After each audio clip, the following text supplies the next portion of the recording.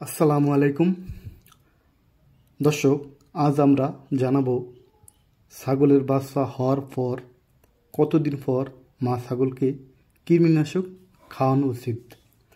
এ ব্যাপারে আজকে আমরা এই ভিডিওতে আলোচনা করব।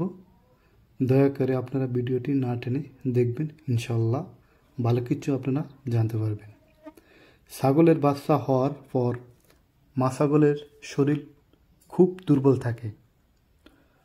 তখনই যদি আমরা কৃমিনাশক দেওয়ার চেষ্টা করি, সেটা মায়ের স্বাস্থ্য ও দুধের উপর খুবই প্রভাব ফেলতে পারে। তাই বাচ্চা হওয়ার 15 থেকে 20 দিন পরে কৃমিনাশক খাওয়ানো উচিত। তাহলে আর মা ছাগলের কোনো সমস্যা হবে না। আর যদি আমরা সাথে সাথে যদি মা ছাগলকে কৃমিনাশক খাইয়ে দিই, তাহলে মা ছাগলের দুধ টেনে যাবে, তাতে ছাগলের বাচ্চা সমস্যা হবে। তো আমরা 15 থেকে 20 দিনের মধ্যে যদি আমরা কৃমিনাশক খাওয়াই থাকি, তাহলে সেটা অনেক উপকারী হবে ছাগলের জন্য। এই সময় কৃমিনাশক দিলে মায়ের শরীরে শক্তি ফিরে পায়, দুধের কোনো ক্ষতি হয় না, আর কৃমি নিয়ন্ত্রণে থাকে। যদি আমরা 15 থেকে 20 দিন বা 25 দিনের মাথায় যদি ছাগলের মাকে কৃমিনাশক দিয়ে থাকি, তাহলে এই সমস্যাগুলো আর হবে না। তাহলে ছাগলের বাচ্চা পর্যাপ্ত দুধ পাবে।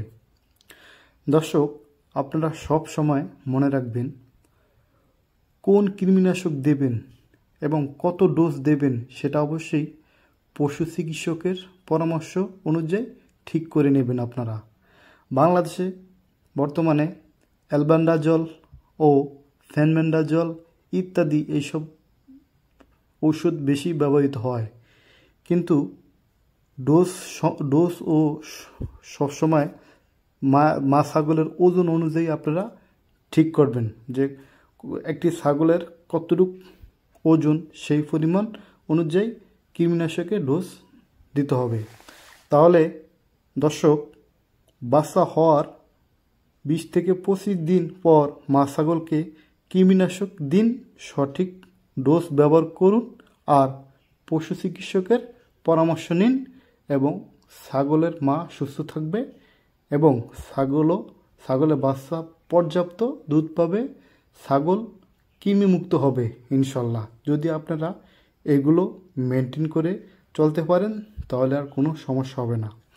আশা করি ভিডিওটি আপনাদের কাজে লাগবে।